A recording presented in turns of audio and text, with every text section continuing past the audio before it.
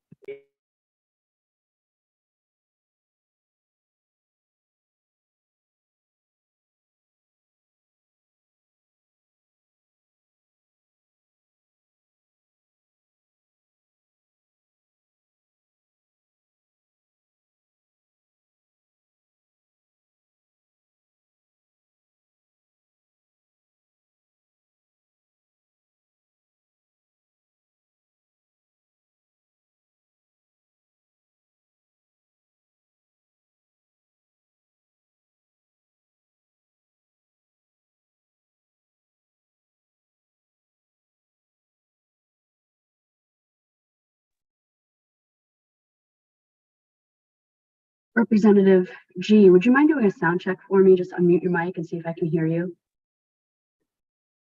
Testing 1, 2. Perfect. Thank you so much. I appreciate your help. You're welcome.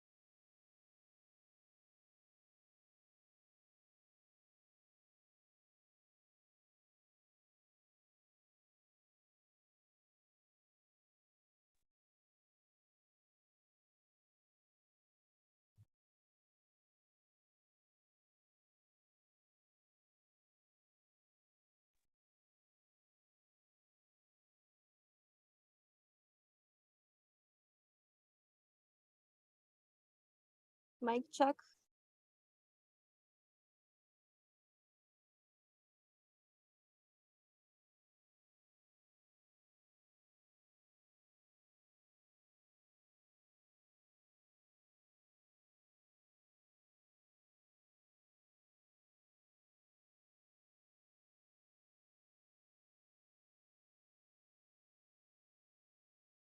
Is everyone on the Zoom call hearing our audio twice? I'm only hearing you. I don't hear any presentation or anything. Okay, presentation good, but I'm going to speak just to see again. Give another sound check. I'm getting.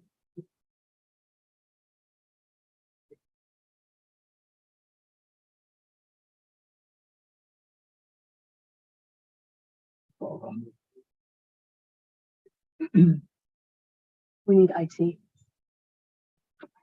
Call 0000. I'm going to ask for IT to come in. Just 10.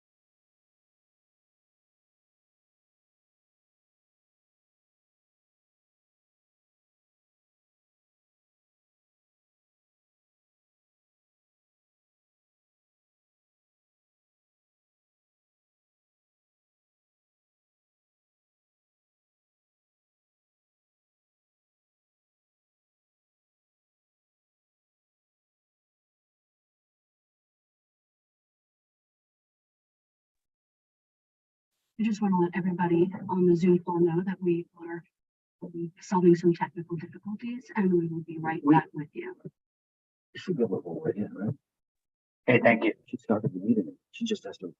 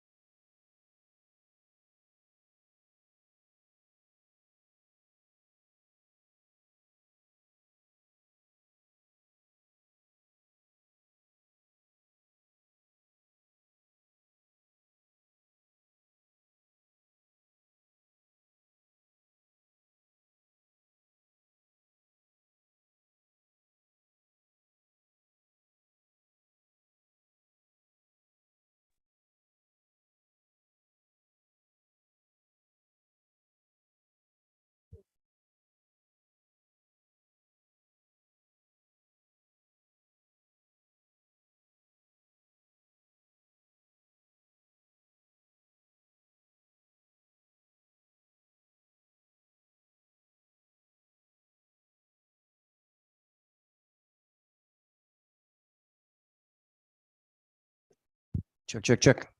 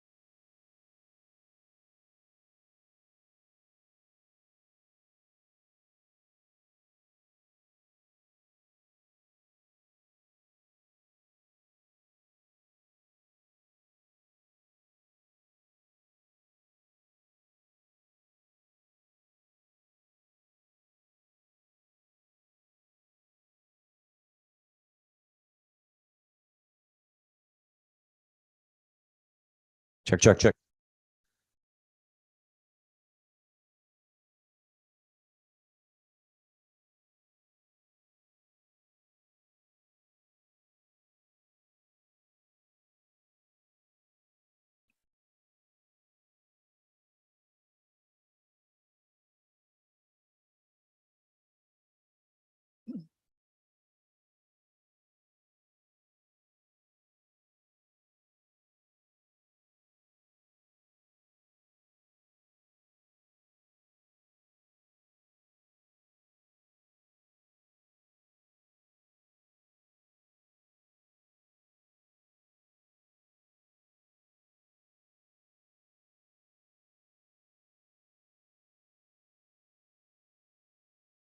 Check 1, 2, check, check, check.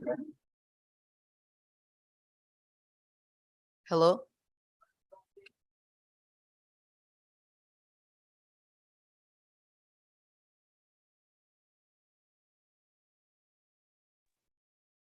This is a sound check. Can everybody hear us? I don't want to do that. You hear you.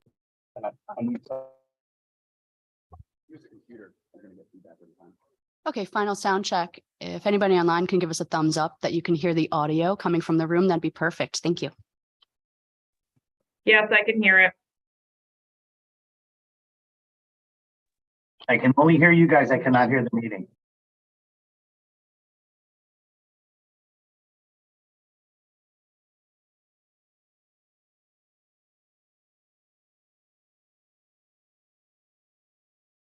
Okay, Mission Control, Beatrice, we will all note that Senator Hartley had me chair this first time. I won't, so Beatrice, we both have to work on whether or not that was a plot, but go ahead, please. I apologize. Would you like me to continue or? If I might, I know we're on a real tight time frame here. So amongst yourselves, what's the most efficient way to maybe do some, catching up here?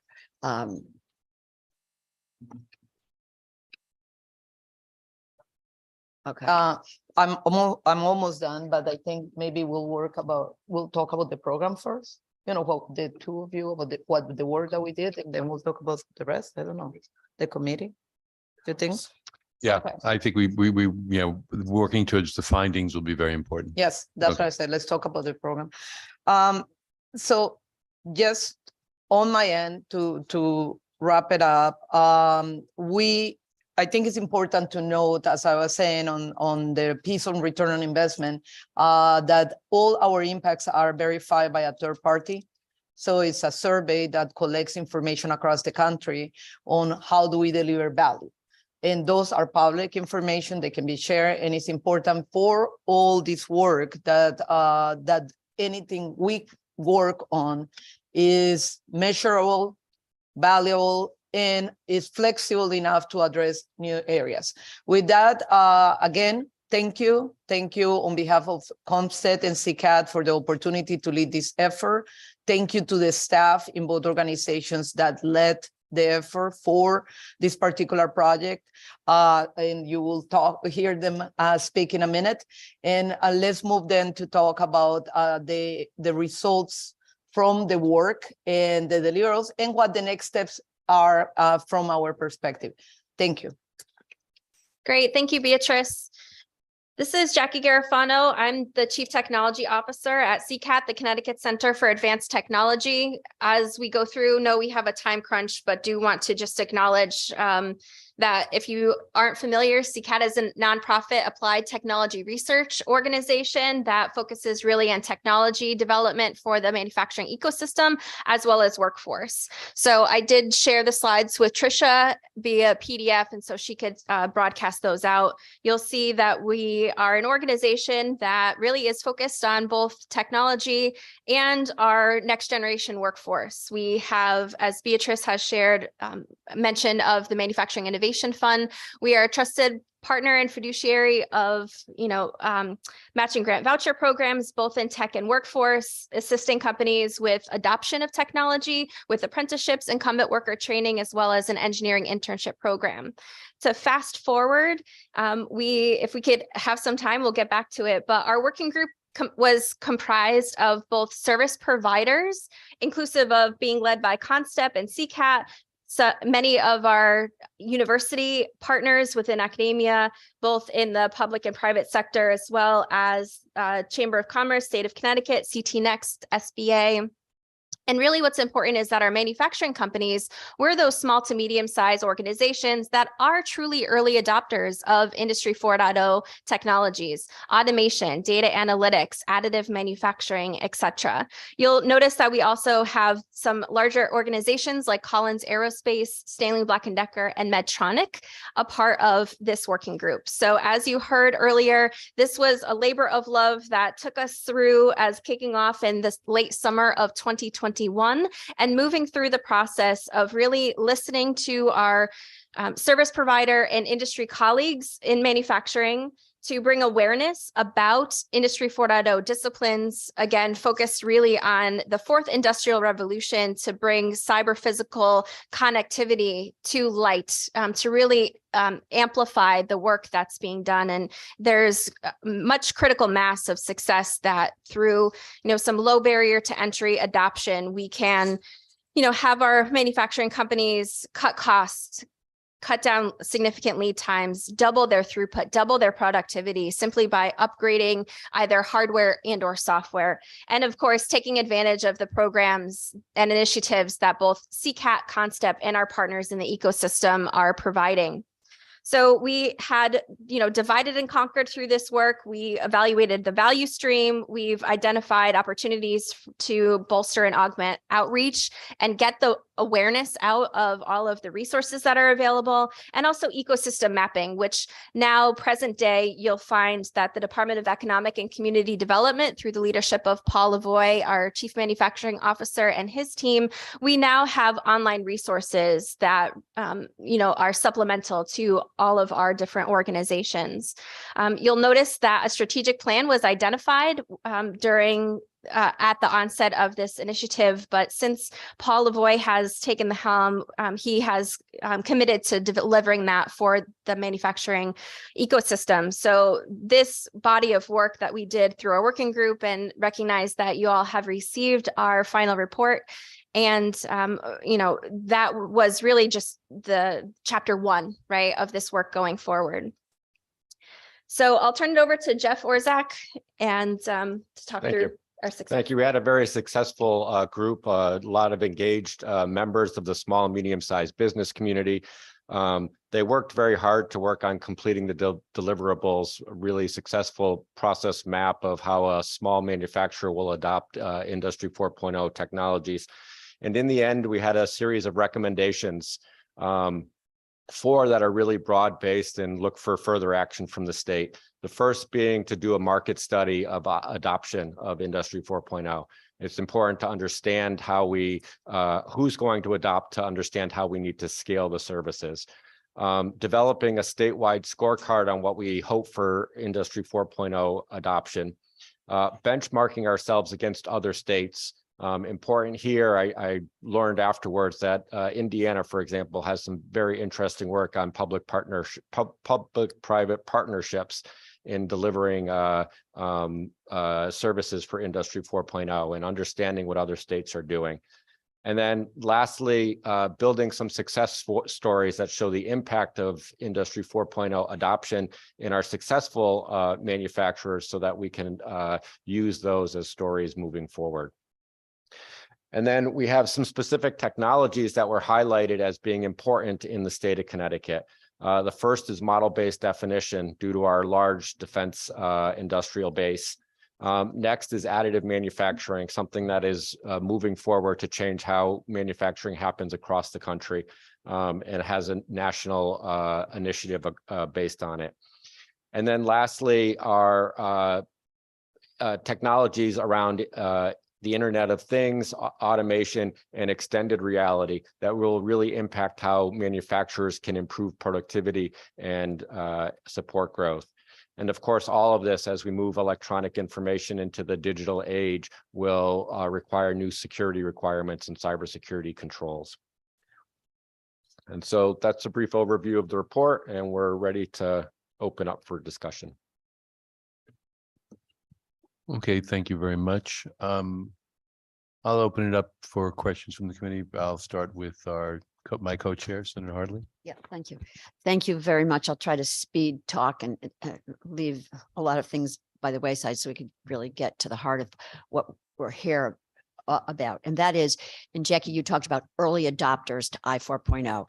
I 4.0 in layman's nomenclature is the digitization of manufacturing. It will help our manufacturers to move forward with technologies, as you said, Jackie, to keep us competitive and to continue to elevate this manufacturing sector. The big guys, if you will, they've adopted this, and please chime in on this. It's really that middle tier and the smaller tier of manufacturers that we've been trying to embrace and help to make them, one, aware of this, help them to engage in it, to understand how it will relate specifically to their operations, their processes, what would be the value added from it.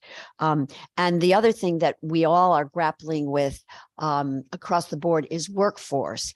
And the adoption of I 4.0 is also a workforce initiative because it will help to accelerate production, competition, and therefore work to fill in those gaps where we cannot bring in workforce.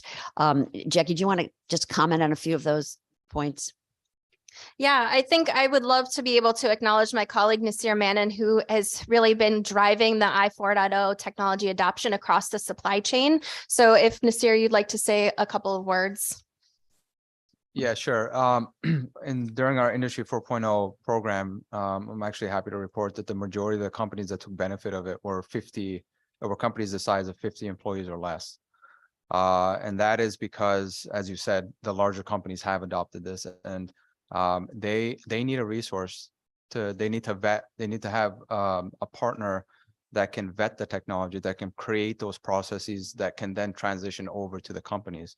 And this is what these kinds of programs allow.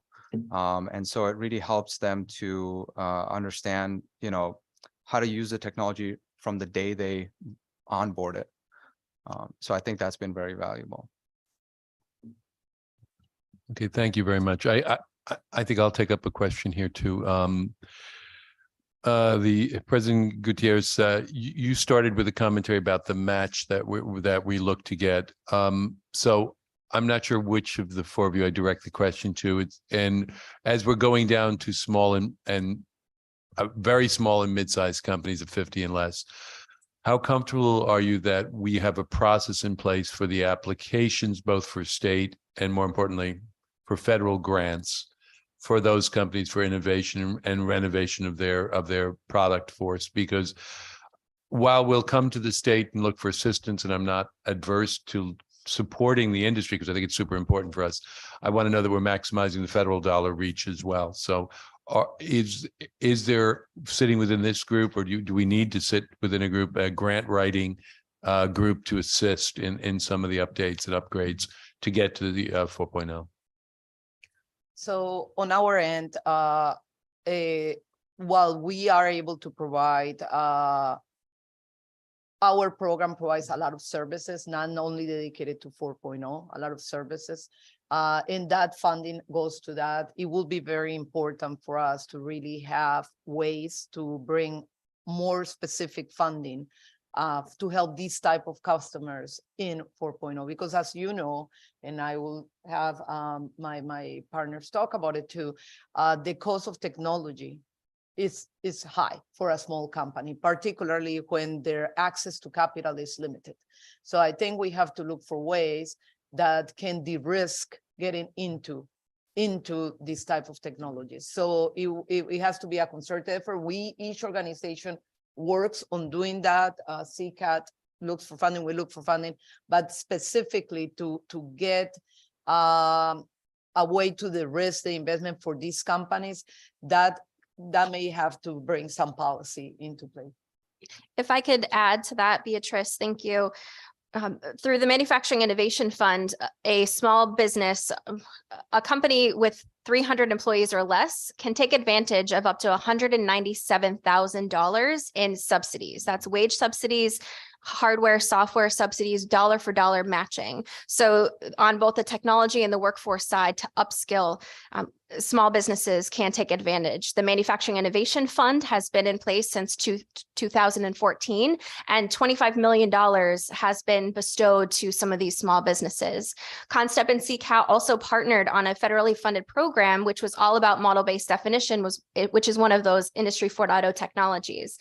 And we had worked with the OEMs, but more importantly, their supply chain, right? So Nasir and colleagues were out there, boots on the ground, to really take them through what it means to fully become model-based enabled, to fully digitize your workflow.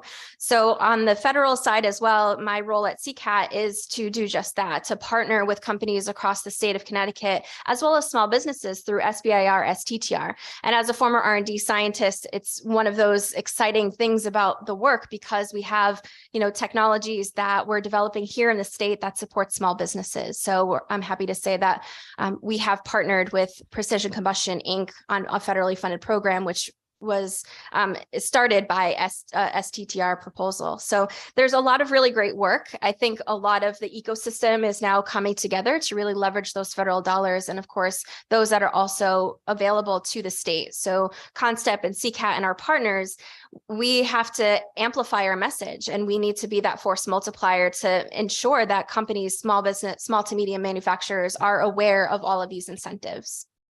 Thank you very much. And if I may, Sure. in that they have the capabilities and the technical knowledge to know how to jump to those technologies. Yeah. Because the state funding, as Jackie says, is being available, but the challenge becomes, and that's what we are here, both is to really get that owner to understand the whys and the hows. So the funding is, but it's also the know-how.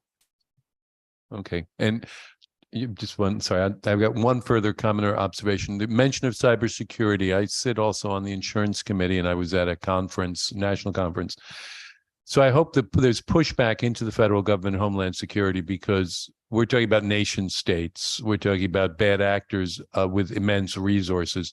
And I think to look at our small and mid-sized companies to provide cybersecurity against those nation state actors, that has to be at a more national and federal level in terms of the cybersecurity. I can't expect, a couple of software engineers to build a wall against a nation state. So I just want to encourage you to push back at the federal level on cybersecurity. And without, Yeah. I Just, apologize, Senator Martin. A quick Okay. affirmation, as I started the cybersecurity practice at ConStep, and it is very true. There is a large amount of effort from small manufacturers to do that. We do need to change their culture. They're used to building fences around their buildings and locking their doors. They're not used to protecting their digital data. And so we need to get that knowledge to them, but they also need support to match up against those nation states. Great, thank you. And Senator Martin, I apologize. Thank you. And I don't know who to address this to, but how will you get the word out to these small manufacturers? Then I guess that's what your task is. So what's the plan for that? So I would say, and second what Jackie said before, there is definitely a great improvement with the coordination of the ecosystem in the last 2 years. And I think actually started a little earlier than that with the pandemic. The Office of the Chief Manufacturing Officer, first under Colin Cooper and now Paul Lavoie, has brought together a lot of these partners into it. And now they have launched a website. So on that end, at least with all the work that that office has done directly, it gets a landing place for people to go in a landing phase. That said, individually, we also come together and it's feet in the ground. ComSted has a network under our responsibility of sales reps, basically, or regional managers that every day talk to these companies about everything that we provide, but everything that the ecosystem can provide on their behalf. And beyond that, we work very actively with chambers of commerce, associations such as CBA, the larger manufacturing association in Connecticut, to get the message. In one area where this message is really amplified is the CMC, which you're familiar with, which the Connecticut Manufacturing Council, which brings all the manufacturing associations in the state. And we actively participate, both CCAT and us, on their meetings to get the message. But we need more. And I think the latest campaign of Hearts and Minds that is coming out from the Chief Manufacturing Officer and the Office of Workforce Development together, the Office of Workforce Strategy under Kelly Valeris, is going to do a lot to get people aware, at least, of manufacturing and the resources. But it is, it's a difficult task for all of us. No, okay. Ditto. Yeah, okay. So are you getting any resistance from manufacturers of converting here? Because I think that's sort of the plan, right? It's to bring them up to this industry 4.0 and. Sure, maybe I can speak to that a little bit. As a person, as Jackie mentioned, boots on the ground, we visit manufacturing companies, we knock on their doors, we call them up. There is a little bit of resistance to change because when a particular company is producing certain parts and they need to get parts out the door, the last thing they want to do is take the time to try and figure out how to do something differently. And so some of the things that we can help them with right away, as I mentioned, is to develop the process in a lab environment and vet that process, make sure that that process actually works for the company and for their process, so that when we install that process on site, it's ready to go day one. There's no downtime. That's one way to solve the problem. The other way is through the funding that Jackie and Beatrice mentioned. Is if the company is going to upgrade their software anyways because of yearly maintenance fees, why not include the additional package that gets you to an autonomous process rather than just the simple yearly upgrade?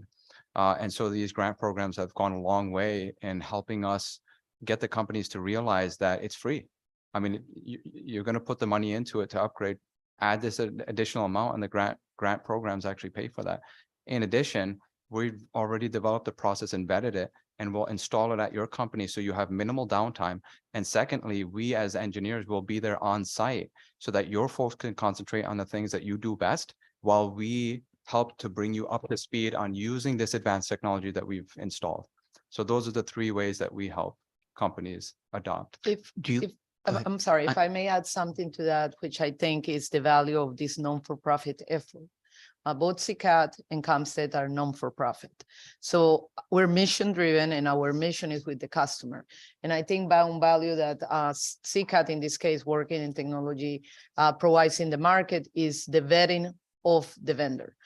These small companies don't have the expertise to sometimes find the best technology, and they have had bad experiences where someone comes in and promises a lot of things, and now they're on the hook. What we try to work together is to come in with the client in mind, with small company in mind. And I think that vetting of the solution and that sizing of the right solution for each company brings a lot of value to the customer. So your total budgets for both of you, I guess, is it used exclusively to promote this 4.0, or will it be?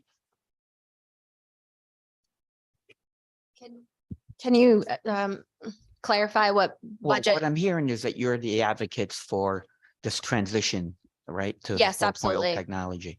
So I imagine that you've got your resources, there's a budget for those resources.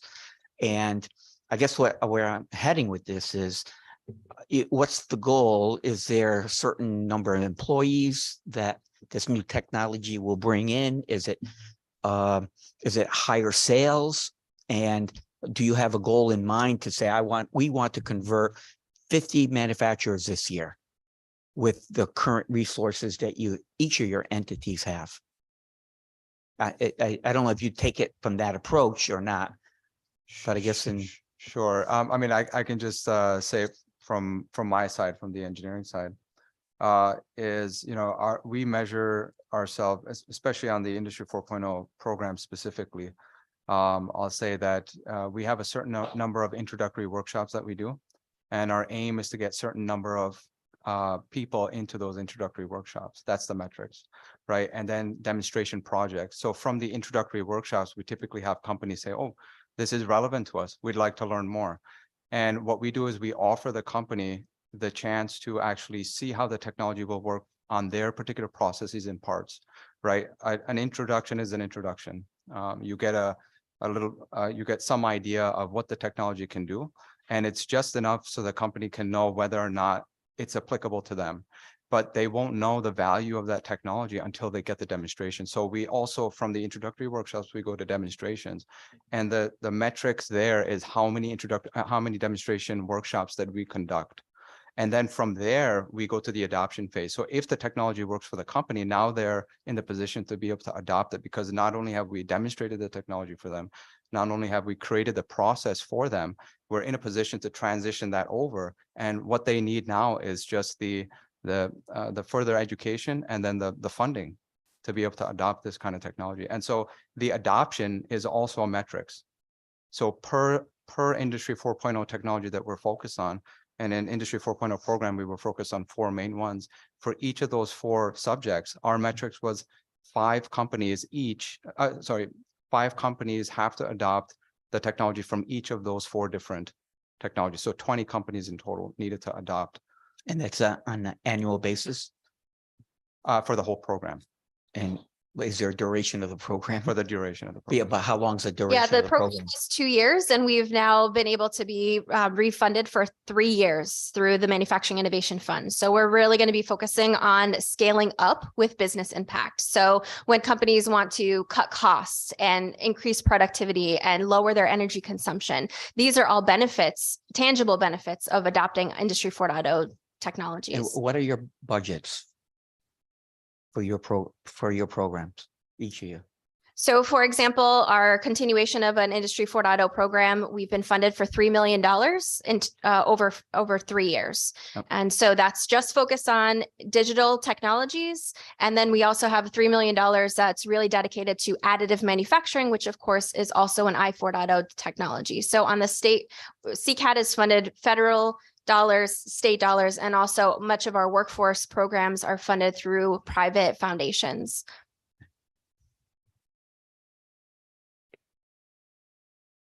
Yeah, I was just going to amplify the comments on impact, right? So for example, understanding the impact that a manufacturer will get from a technology implementation.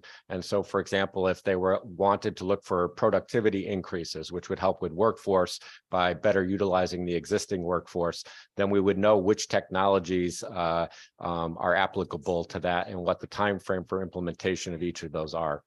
And I'll let Beatrice talk about our budget. So one thing that I think is very, very important to think about is that even at a federal level, there's a lot of discussion. How do you measure growth with these programs? Because there's an impact on the other side, correct? Some of our metrics, for example, are jobs created, jobs retained. Well, we all know that technology, while it can upscale labor, it can also eliminate employment from a company. So from our perspective, our funding is not directly to 4.0. Our funding is directly to all our different efforts.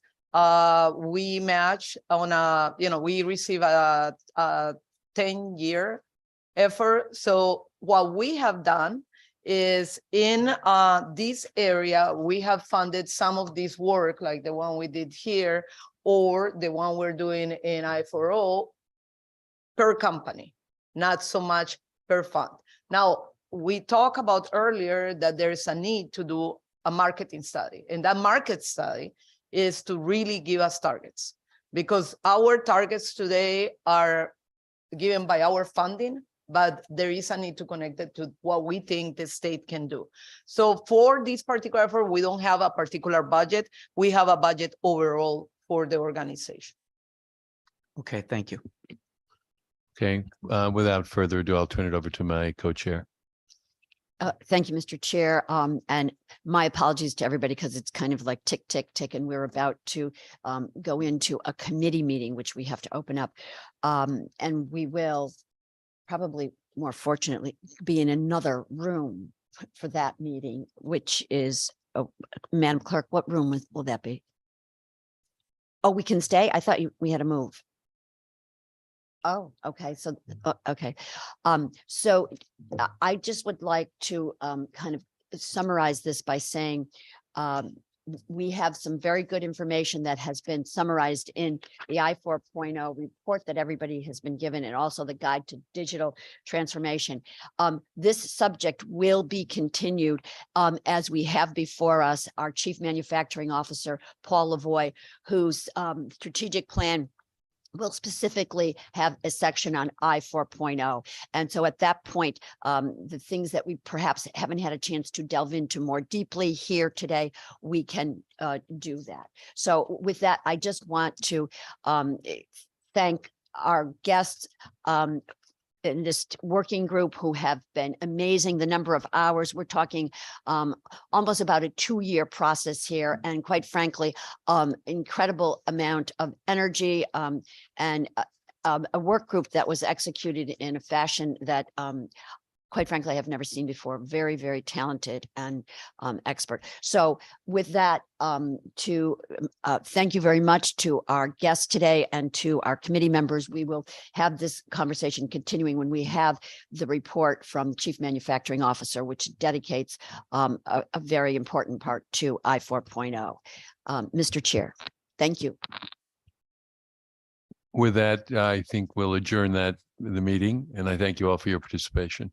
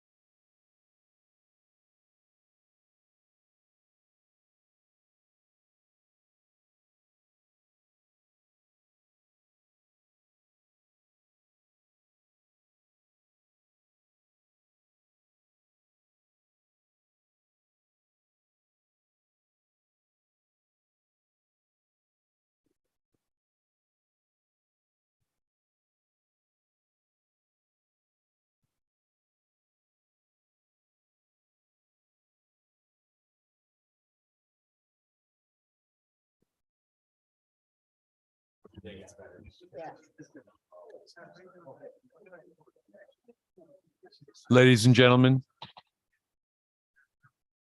if I could have your attention. Thank you.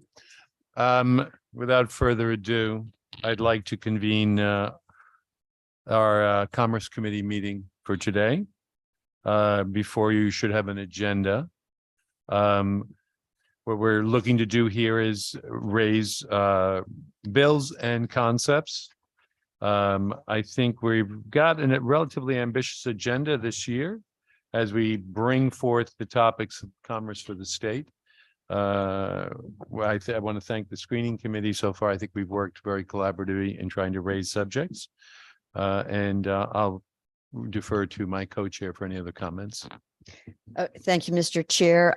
Yes, we will be having our first public hearing on the 9th, which is a week from today. So thanks. Looking forward to getting all of that input on what has been raised and drafted to date. Thank you, sir. And just, I was going to put this in in closing comments, but I'll mention it now to the committee members. We're anticipating with the date yet undefined, but most likely being the last week in February, an informational forum with economic development officers across the state. So I'm going to ask the committee members not to engage in an invite, but if they would provide the clerk with a recommended community development officer. The goal of the meeting is to get a catchment base out there of large and small, north, south, east, and west economic community development officers, and get an informational forum and a discussion with defined questions to figure out what the needs are across the state and to foment policy either in this session or the subsequent session that addresses some of those needs and takes care of that. I mean, the business of the state is to grow, or our committees is to grow the business of the state.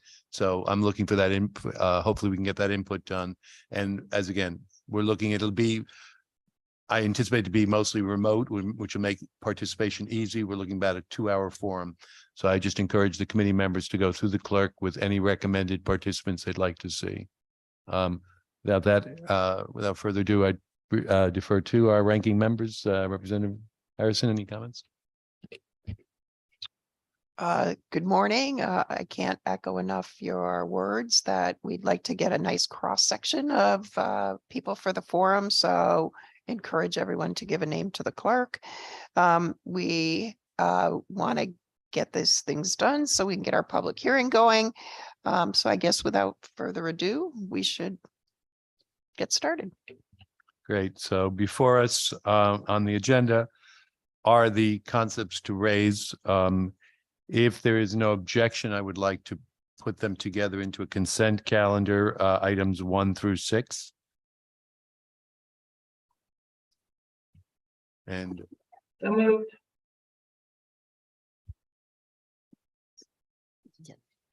So there's a motion before us to have a consent calendar. And I believe Motion there's a approved. second. A second. okay, so without further ado, I'd like to add items 1, 2, 3, 4, 5, and 6 to that consent calendar. And hearing no objection, I would, or any discussion? Representative Bale. Thank you, Mr. Chairman. I always imagine watching this from home on CTN. If we could just at least read the titles of those, I'd be more than happy to do it myself if you want, but I certainly will give you that airtime. okay. All right, so the concepts are an act authorizing the Department of Economic and Community Development to provide capacity building grants to certain land banks. 2, an act concerning investments in arts, culture, and tourism. 3, an act concerning the expansion of apprenticeship training opportunities. 4, an act concerning various revisions to the economic and community development statutes. 5, an act concerning workforce development for individuals with intellectual disability. And 6, an act concerning the Federation for Advanced Manufacturing Education. And I would just have one question, and I'm pretty sure I know the answer. All of those bills do have concepts attached to them, correct? Absolutely. There's been discussion at the committee level about some of the goals and objectives we want to achieve. Absolutely. Representative Cheeseman. And thank you. Just quick comment. I'm delighted to see this list because I think it covers so many of the important issues that this committee should be addressing, and particularly number 6, Federation for Advanced Manufacturing Education. I was very struck by that program, and we'd be delighted to see us engage in that. So I want to thank the committee and look forward to hearing everyone talk about these. Thank you, Mr. Chair. From our clerk, do we have any raised hands from the members? Anyone else have a question or comment? Okay, then I will call, with no objection, I will call for a voice vote on this, on the consent calendar. There are no objections. All those in favor signify by saying aye. Aye. Aye. Are there any nays? So thank you very much. Motion carries. Moving on from that, proposed bills to draft. We have before us item number 4, section 1, proposed bill, Senate Bill 869, an act concerning additional career training opportunities offered by the Office of Workforce Strategy. Do I have any comments or questions on that raised bill? So moved. Seconded? Second. Thank you. Bill is seconded. I guess, sorry, now at this point, any comments or questions? Okay, so I will call, do I need to call for a voice vote? All those in favor signify by saying aye. Aye. Any opposed? Thank you very much. Motion carries. Proposed bill, House Bill 5539. There's been a discussion, the bill is going to be referred to general law. It's an act establishing the Office of the Cannabis Ombudsman within the Department of Economic and Community Development. So the motion is to refer it to general law. Do I have and a seconded? Any comments related to any comments or questions there? So I will call for a voice vote on the proposed bill. All those in favor? Aye. Aye. Any opposed? Motion carries. February 9th.